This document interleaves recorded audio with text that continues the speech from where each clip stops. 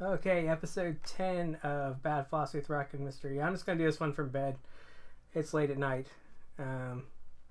Couldn't sleep, so I'll just do an episode of Rock and Mystery for you. This one's going to cover his views on anthropology and race. So in other words, complete bullshit. He who controls the past controls the future.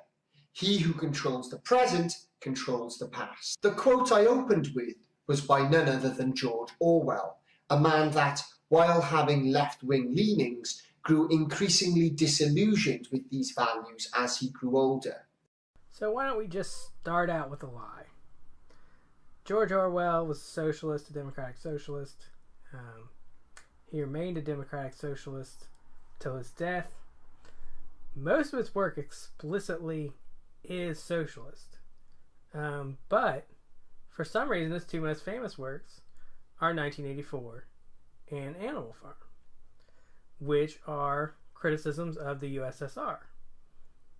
Both of them are disguised because at the time he wrote them, there was an alliance between the UK and the USSR. So that's why they're disguised as allegories, rather than being just outright about the USSR. But this idea that Orwell wasn't a socialist, or Orwell turned against socialism, or that Orwell's books are even arguing for capitalism, which I've seen people argue on Rock and Mystery's channel, that Orwell, despite being a socialist, makes some of the best arguments for capitalism. And no, he doesn't. He argues against totalitarianism. He said his work was against totalitarianism and an argument for democratic socialism. It was this disillusionment that led to him writing two of the greatest books ever written, Animal Farm and 1984.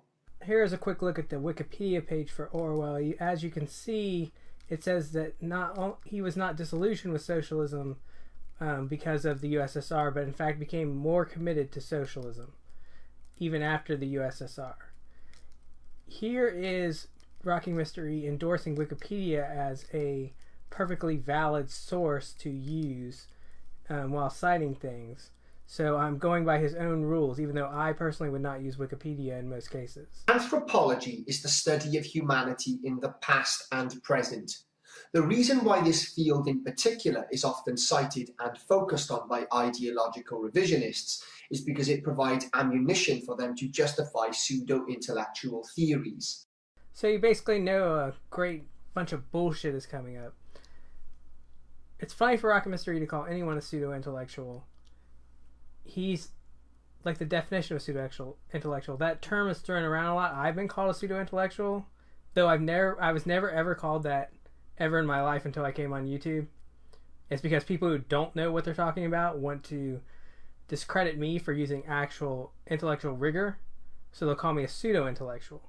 But to call someone a pseudo-intellectual, you're basically implying that you are an intellectual. Because only a true intellectual would be able to judge another person a pseudo-intellectual. Rocking Mystery is a pseudo-intellectual. This entire series is about proving that. Unlike Rocking Mystery, I won't just state things. I will make arguments for them and give evidence for them. Where unfalsifiable evidence is unavailable, ideologies will develop strategies to fabricate this, revising anything that doesn't fit with a false hypothesis. Once this false hypothesis is in place, ideologues are trained to attack and shut down objective discussion using fallacious arguments such as argumentum ad hominem, or simply falsely citing fallacies to muddy and derail the pursuit of objective knowledge. That's a pretty huge accusation. I hope he has something to back that up. Otherwise, he'll kind of look like a jackass, won't he? Once you learn to recognize the signs of revisionism, you find that exactly the same talking points constantly recur, even when refuted, and it becomes very disturbing and frustrating to observe these circular arguments repeated like a mantra of preconditioned responses that brainwash and destroy critical thought. Now, Rockin' Mystery doesn't know what philosophy is, because he never makes an argument. Ever. I mean, not a real one. He just states things, and then he uses science or evidence, which are always these horrible links that make appeal to authority, that has a false authority. So let's see what he does here. Both feminists and MGTOW argue that the nuclear family is a relatively new manifestation of child rearing, also arguing that it never truly had any value outside of sentimental and falsely contrived ideals. The first flat-out lie here is the suggestion that the nuclear family is something new. The nuclear family is a model based predominantly around the biological mother and father at the forefront of raising their offspring, bonded together through a commitment to each other, often through marriage. This model has existed since the dawn of human civilization and can be found throughout the world, including China, Europe, and North Africa. Here is Wikipedia again, since that is a perfectly fine source to use by Rock and Mystery standards. I'm using it again. And you'll see what anthropologists actually think about the family. He seems to think that if the family is not biological, then that hurts his philosophy. He tries to base everything on biology. So he's a hardcore biological determinist. So if anything's a social construct whatsoever, then he has to admit that social constructs exist, and his opposition to things starts to erode. When ideologues that oppose the nuclear family argue against it, they often cite the extended family, in some way suggesting that other family members living with the nuclear family somehow means that this is a completely different family model. This is totally false in itself, but also false because the core argument behind the importance of the nuclear family is not that other family, like grandparents or cousins, cannot interact with the nuclear family, but that the mother and father, being the primary carers and providers for their children, is what creates a more stable setting, and the parameters for advanced civilization to flourish. This argument can be demonstrated when we see that the nuclear family is by far the most stable setting for child rearing, and this has been statistically proven over and over again by objective and impartial data regarding fatherlessness. Here's Rock and Mystery's source. As usual, Rock and Mystery just cited his source, went with its conclusion, and didn't read the actual report. What it says here is that poverty may play a bigger factor in the emotional problems that children growing up in a single-parent household have than the absence of a father. Because Rocky Mystery doesn't believe in any kind of cultural factors and is a hard biological determinist, he probably wouldn't believe this. Here's a report on same-sex couples raising children. I've highlighted the portion that comes to the same conclusion, because more same-sex couples are women who had children and are now raising them. Same-sex couples that adopt children have different results. The final lie feminists and MGTOW often rely on to argue against the nuclear family is based on interpreting scientific socialism, a theory inspired by Karl Marx and Friedrich Engels, where a method to predict future outcomes of social or economic events is set out by looking at past events. Like other anthropological revisionists, Marxists argue that the family is new, given that ancient cultures had multiple family models where open sexual encounters and even incest were permissible. That sounds like a perfectly reasonable argument. What's he going to say about that? Again, this has been thoroughly refuted here, given that child development always suffers immensely when both the mother and father do not pair bond and allow a K-type reproductive strategy to unfold, or given that the nuclear family has been widespread since the dawn of civilization. Okay, Rock and Mr. E's citations actually once again contradict him.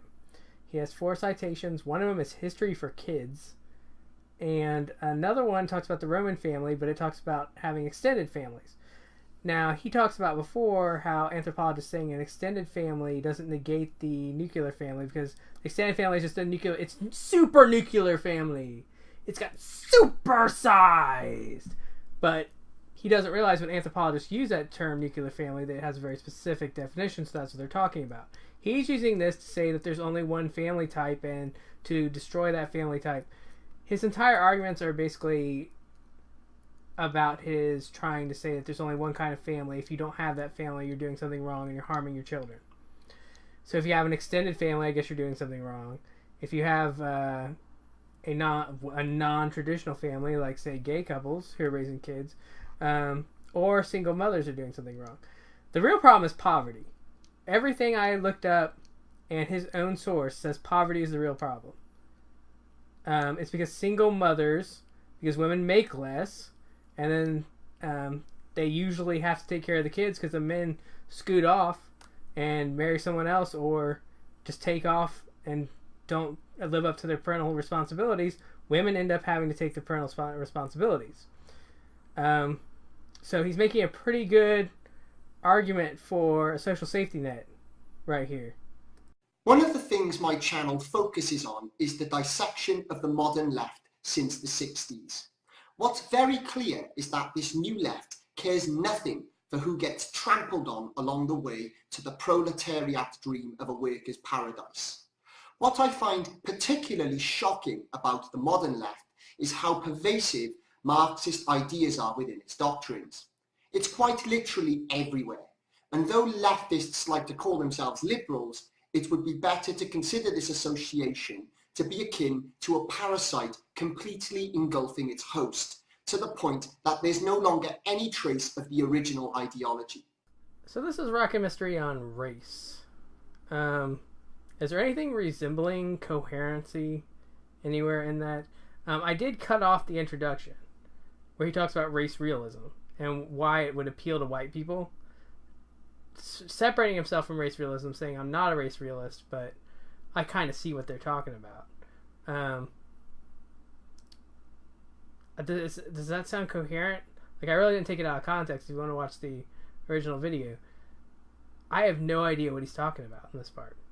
What's central to any Marxist doctrine is class warfare, though the word class is really an interchangeable term for any group in society. Sometimes there are genuine issues in society that need addressing, and historically, racism is certainly one of them.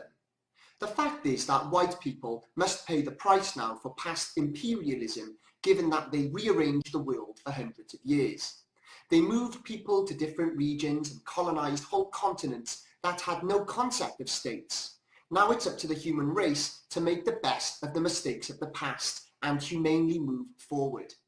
Leftists, however, want to blame, shame, and perpetuate a victim culture for their social warfare. What's more, and like every other thing that Marxism touches, it suppresses the truth in the name of social constructivism. I think he's trying to argue that two wrongs don't make a right, which is the first time. Usually with the Rock and Mr. E's philosophy, he argues that two wrongs do make a right. But here he seems to be like, oh yeah, white people actually did some horrible things. In some of his other videos, he actually tries to whitewash, no pun intended, a lot of the racial things of the past. Here he seems to be actually acknowledging them. But then he's like, oh, but you can't punish white people. And that there's nothing about punishing white people. It's about social justice. It's about people who have, in the United States, African Americans especially, are still feeling the effects of slavery and segregation generations later. And it hasn't really been that long. Like slavery, it's what, 3-4 generations away, really, when you think about it. There are people alive today whose great-grandmother or grandmother were slaves. Leftist dogma through PC culture is having a seriously detrimental effect on humans coexisting. The recent initiative by Ohio University to stop people dressing up in ethnic costumes is a perfect example. If you want to dress up as a samurai, a geisha, a Mexican bandit, or even an Apache warrior, then you'd better think again. There's the 11-year-old boy expelled from school for suggesting that a black man looks like Barack Obama. Here, me and Rock and Mystery have a difference of opinion. I don't think cultural sensitivity is some kind of conspiracy theory to oppress white people. As for the story about the kid who got expelled, Rocket Mr. E's link is a YouTube video. So I followed the YouTube video, which would not be a good source anyway, but then it has a source, which is The Blaze, which is Glenn Beck's media company. No other media outlet covered the story. I Googled it. I Googled the names in the story. No other outlet. There's no independent source that covered the story. Unless there's at least 2 sources covering a story, I don't have any reason to believe it. Especially if it's associated with Glenn Beck. Because Glenn Beck has a history of fabricating things. In fact, Glenn Beck and Rocket Mr. E are kind of similar. How about the NAACP getting a celebratory card removed from stores because it mentions a black hole in the same sentence as "watch your back"? Rocket Mr. E's source for this, once again, same YouTube video, only this time that YouTube video doesn't have a link. Now, is any random YouTuber a source? A source for like a claim about the news? This guy, like, this is not a news source. Plus, it has to be verified by more than one source. Even words like black sheep and blackboard have been put under the public spotlight as society struggles to step on the brakes of rationality within political correctness. The word race also caused a major stir during the Hayruka affair. As is typical of leftists, they tend to take one extreme and swing completely in the opposite direction, namely their direction. It's certainly a dated idea to suggest that various groups of human beings that evolved from Homo sapiens are so different that they warrant being called races in their own right. But only a disingenuous fool would deny there are differences between groups of humans that evolved in different regions around the world. Yes, they're mostly aesthetic differences. There's not, there's certain genetic disorders that are more common of people of certain ethnicities, things like that. Very small things. Like, we are all essentially the same, which is very small differences that are mostly aesthetic. There's no difference in like intelligence level or anything like that. But I have a feeling he's going to argue to the contrary. For starters, open your eyes and look. The visual variations between Asians, Europeans, North Americans, and other groups are blindingly obvious. Secondly, athletic differences are well documented between different groups of people. The Olympics clearly demonstrates this. When it comes to athleticism and other ethnic groups of people, nobody's doing research on this anymore. It was a topic people did research on, but nobody does anymore. And the reason is because it's widely considered to be cultural factors that we perhaps can't quantify and never will. But I'll give you an example. In baseball, in the United States, it's almost 1/3 Hispanic now. The reason for that is not because Hispanic people are genetically better at baseball. The Hispanic influx in baseball has happened because in these Latin American countries and in Cuba, this is their way out of poverty for these children, is to come to the United States and play baseball. And blacks have been on decline in baseball for a while.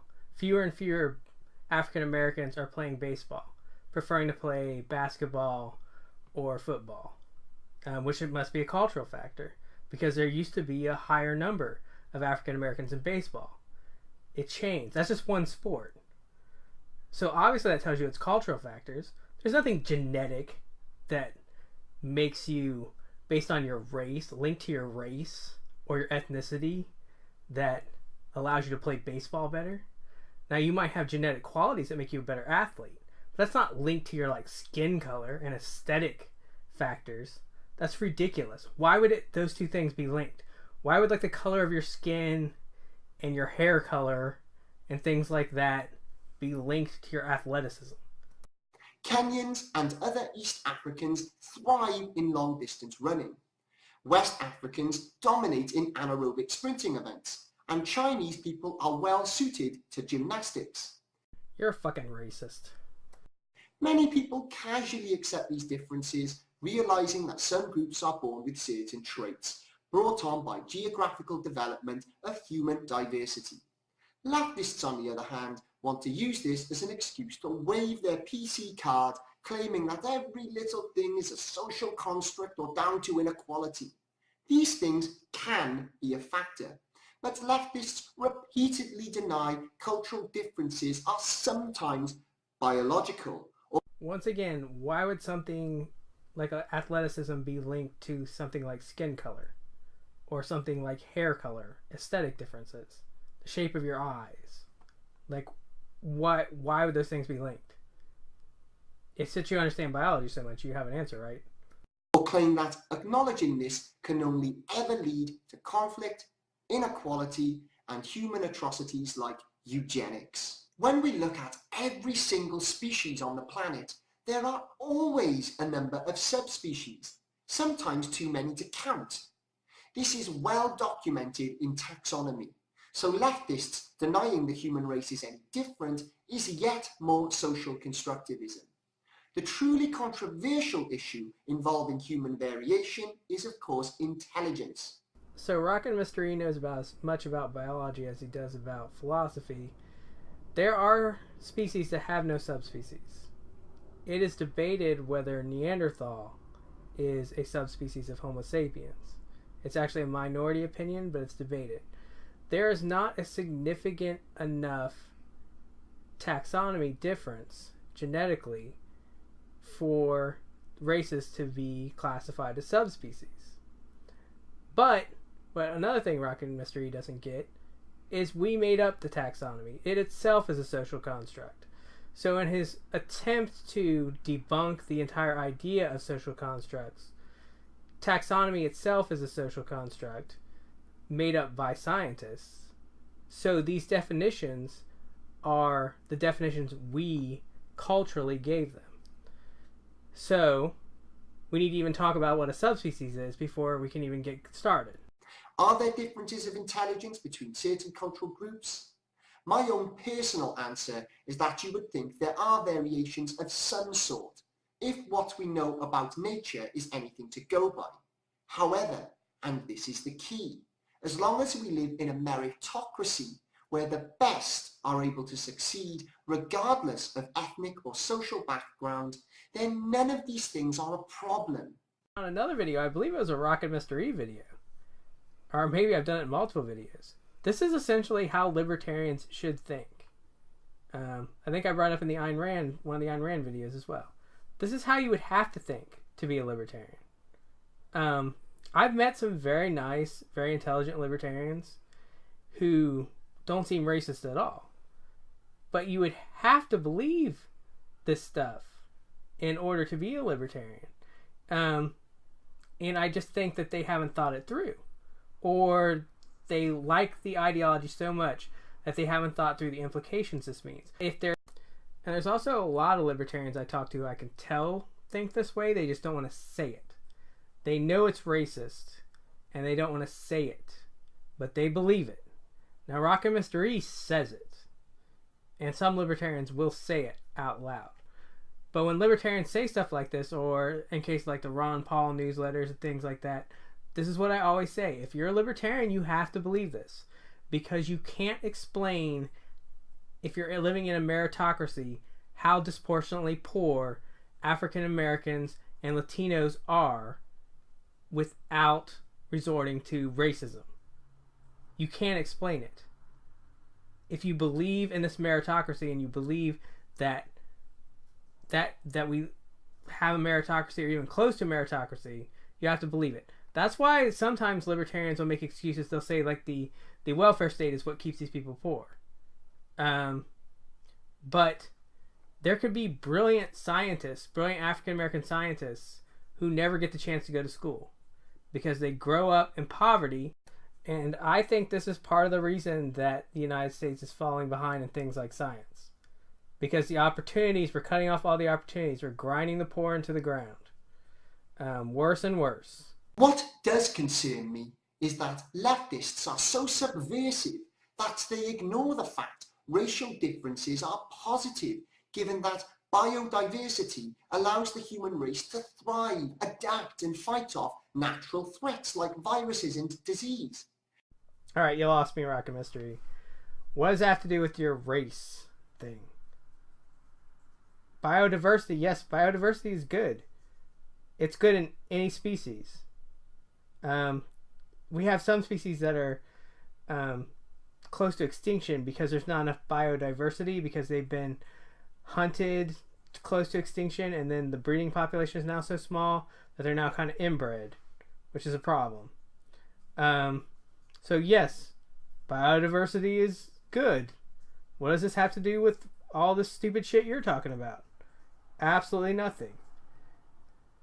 Try to suppress this with some sort of collective fantasy of one humanity, and we take a great risk. I personally don't want to prevent people from different cultures living together, and I don't want to prevent people from moving freely around the world.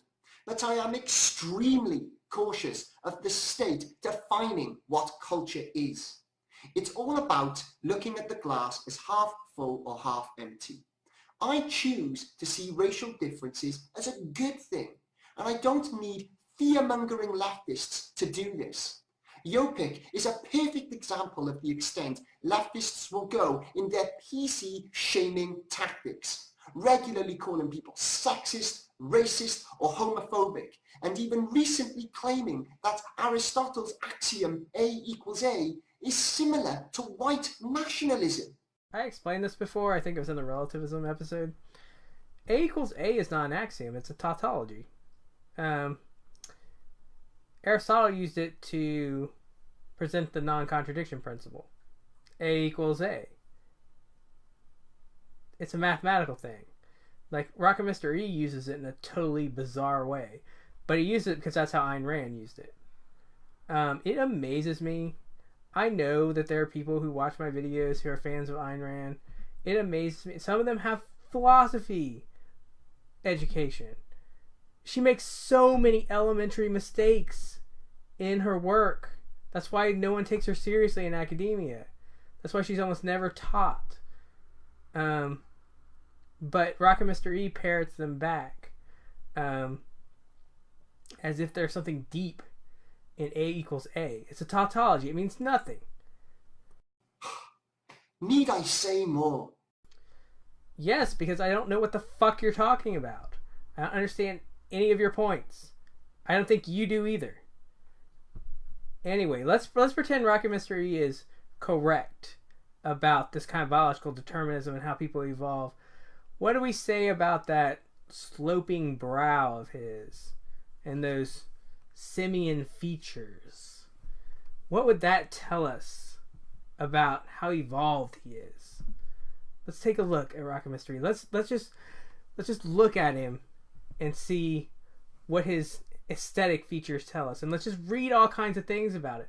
Let's go to him and say, I can tell you're not very smart because of how your ears are shaped. Let's say things to him like that, because that's basically what he's saying. He's saying something as arbitrary as how, like, your skin color or how, like, certain parts of your body look, like aesthetic differences, are linked to intelligence. Like, because you have, like, a different eye shape because you're Asian, that's linked to intelligence. That's linked to being good at math and being a shitty driver. All these stereotypes that aren't really true. Why would those be linked? That's an arbitrary link.